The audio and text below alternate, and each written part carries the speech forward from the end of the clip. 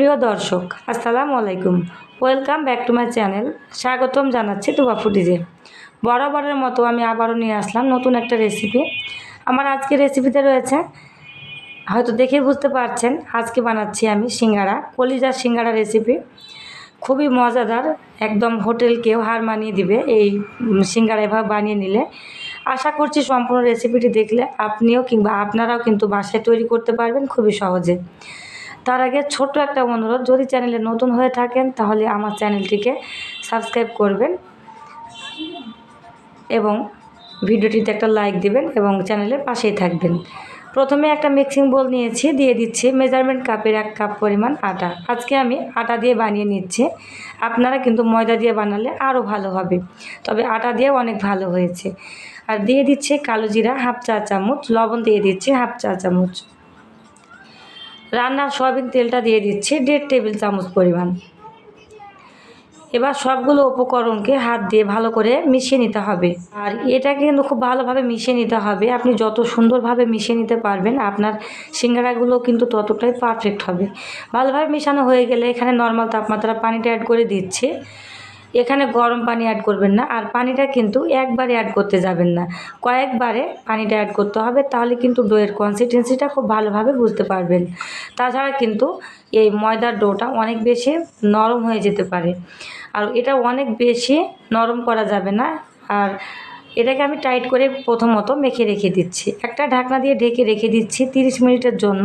আর এই ফাঁকে আমি চুলায় একটা ফ্রাই প্যান বসিয়ে দিয়ে এর মধ্যে পরিমাণ মতো সয়াবিন তেল দিয়ে দিচ্ছি, আর দিয়ে দিচ্ছি হাফ চা চামচ আস্ত জিরা, পেঁয়াজ কুচি এবং কাঁচামরিচ কুচি। কাঁচামরিচের পরিমাণ 5 থেকে 6টাকে কুচি করে নিয়েছি, আর পেঁয়াজ কুচি দিয়েছি। আমি এখন পেঁয়াজ কুচি অ্যাড করছি, কিন্তু পরবর্তীতে আবারও পেঁয়াজ কুচি অ্যাড করব। পেঁয়াজগুলোকে হালকা করে ভেজে নিতে হবে। দিয়ে দিচ্ছি আদা রসুন বাটা 1 চা চামচ। এবার আদা রসুনের কাঁচা স্মেলটা দূর করার জন্য 30 থেকে 40 সেকেন্ডের মতো নেড়ে চেড়ে ভেজে নিচ্ছি।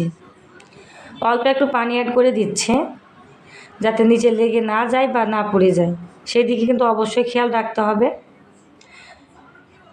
আর দিয়ে দিচ্ছি 1 টুকরো দারুচিনি, একটা সাদা এলাচ, দিয়ে দিচ্ছি হাফ চা চামচ হলুদ গুঁড়ো, হাফ চা চামচ মরিচের গুঁড়ো, ধনিয়ার গুঁড়ো দিয়ে দিচ্ছি হাফ চা চামচ, এবং তেল ওপর উঠে আসা পর্যন্ত কষিয়ে নিয়েছি।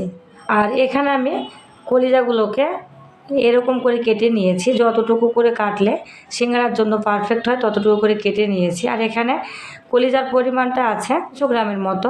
কলিজাগুলোকে কষানোর এক পর্যায়ে দেখতে পাবেন তেল ছেড়ে দিবে এবং নিচে হালকা লাগা লাগা ভাব হয়ে যাবে, তখন বুঝতে হবে আপনার এই কলিজাটা ভালো মতো কষানো হয়েছে। ভালো মতো কষানো হয়ে গেলে এর মধ্যে আমি পানি অ্যাড করে দিচ্ছি। পানির পরিমাণটা দিচ্ছি আমি 300 গ্রামের মতো। যেহেতু কলিজা অনেক বেশি সময় লাগবে না রান্না করতে, তাই এখানে আমি 300 গ্রাম পানি অ্যাড করে দিয়েছি। গরম মশলার গুঁড়ো দিয়ে দিচ্ছি হাফ চা চামচ, লবণ দিয়ে দিচ্ছি 1.5 চা চামচ। সবগুলোকে নেড়েচেড়ে মিশিয়ে নিচ্ছে এবং এটাকে রান্না করতে দিয়ে দিচ্ছে 15 মিনিটের মতো। ফিরে আসলাম 15 মিনিট পর। দেখতেই পাচ্ছেন ঝোলের পরিমাণটা শুকিয়ে গিয়েছে আর একদমই কিন্তু ভুনা ভুনা হয়ে গিয়েছে। এ পর্যায়ে অ্যাড করে দিচ্ছি পেঁয়াজ কুচি। আর শেষ পর্যায়ে এভাবে পেঁয়াজ কুচিটা অ্যাড করলে কিন্তু খুব ভালো একটা ফ্লেভার আসে। পেঁয়াজ কুচিটা অ্যাড করে আবারও আমি 4-5 মিনিটের মতো এভাবে নেড়ে চেড়ে নিচ্ছি, তবে চুলার আঁচটাকে অবশ্যই লো তাপমাত্রায় রাখতে হবে। এই পর্যায়ে নেড়ে চেড়ে মিশিয়ে নিচ্ছি এবং এটাকে এখন নামিয়ে নিচ্ছি আর ঠান্ডা হতে রেখে দিচ্ছি। 30 মিনিট পর চলে আসলাম আটার ডোয়ের কাছে। দেখিয়ে দিচ্ছি আগের চেয়ে অনেক বেশি সফট আর মোলায়েম হয়ে গিয়েছে, তবে এই আটার ডোটাকে প্রথম অবস্থায় অবশ্যই শক্ত করে রাখতে হবে। এখন এটাকে আমি একটা লম্বা করে রোলের মতো করে নিচ্ছি। এখন একটা ছুরি দিয়ে এগুলোকে একটা সাইজ করে কেটে নিচ্ছি। লেচি আকারে কেটে নিয়েছি, আপনারা আপনাদের পছন্দ মতো সাইজ করে কেটে নেবেন। এখন আমি একটা লেচি নিয়ে এটাকে বেলে নিচ্ছি একটা বেলুন দিয়ে। আর সিঙ্গাড়ার জন্য এগুলো অনেকটাই লম্বা করে বেলে নিতে হয়। এখন মাছ বরাবর একটা কাট দিয়ে দিয়েছে। এখন একটা পাশ এবার উল্টে দিচ্ছে এবং অন্য পাশে পানি দিয়ে দিচ্ছে, নর্মাল তাপমাত্রা ঠান্ডা পানিটা, এবং অপর পাশ থেকে এটাকে উল্টিয়ে দিচ্ছে। পানিটা দিলে খুব ভালোভাবে জয়েন্ট হয়ে যাবে। একদম কোণের মতো করে বানিয়ে নিচ্ছি। এখন দিয়ে দিচ্ছি এই কলিজা ভুনা থেকে চামচে করে যতটুকু পরিমাণ লাগবে ঠিক ততটুকু করে দিয়ে দিচ্ছি এবং মুখটাকে ভালো করে বন্ধ করে দিচ্ছি এবং অপর সাইড থেকে এটাকে এইভাবে বন্ধ করে দিচ্ছি। আমার কিন্তু একটা সিঙ্গারা তৈরি হয়ে গেছে। আমি আরও একটা দেখিয়ে দিচ্ছি। সেমভাবে উল্টিয়ে দিয়ে পানি দিয়ে দিতে হবে এবং মুখটা বন্ধ করে দিতে হবে, তাছাড়া কিন্তু বাইরে বের হয়ে চলে আসবে। এরকমভাবে কোণ করে নিয়েছি। সেমভাবে আমি কিন্তু সেম পদ্ধতিতে করছি। আপনারা একবার দেখলে যে কেউ খুব সহজে বানিয়ে নিতে পারবেন আমি আশা করছি, এবং আমার আজকের রেসিপি আপনাদের কাছে ভালো লাগবে। তারপর দুই দিক থেকে আবারও আমি চেপে দিচ্ছি এবং আমার কিন্তু এই সিঙ্গারাগুলো একদমই সবগুলোকে একইভাবে বানিয়ে নিয়েছি। আগে থেকেই চুলায় আমি একটা পাত্রে তেল গরম করে নিয়েছি,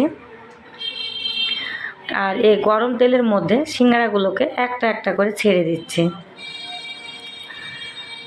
অবশ্যই সিঙ্গারাগুলোকে গরম তেলের মধ্যে ছাড়তে হবে। আমি কিন্তু সম্পূর্ণ সিঙ্গারাগুলোকে দুই ধাপে ভাজছি, মানে আমার মেজারমেন্ট কাপের 1 কাপ আটা দিয়ে 16টা সিঙ্গারা হয়েছে। আর এই সিঙ্গারাগুলোকে একটু সময় দিয়ে ভাজতে হবে,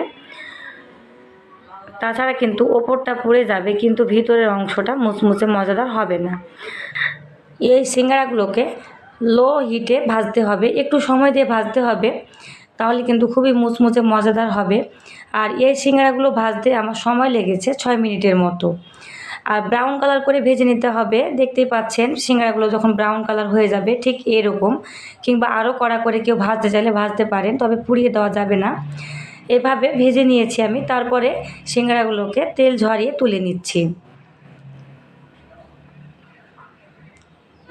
পরিবারের লোকজনকে যদি সকাল বিকেলে নাস্তায় ঝটপট এই রেসিপিটি বানিয়ে দেন, তাহলে কিন্তু সবাই অনেক অনেক খুশি হবে এবং প্রশংসায় পঞ্চমুখ হয়ে যাবে। আমি আশা করছি আমার আজকের রেসিপি আপনাদের কাছে ভালো লাগবে। যদি ভালো লাগে আমার চ্যানেলটিকে লাইক করতে ভুলবেন না, আর চ্যানেলে নতুন হলে চ্যানেলটিকে সাবস্ক্রাইব করার জন্য অনুরোধ রইল। প্রত্যেকটা সিঙ্গারাই কিন্তু খুবই ভালো হয়েছে, অনেক বেশি মজাদার হয়েছে। আমি একটা ভেঙে দেখিয়ে দিলাম।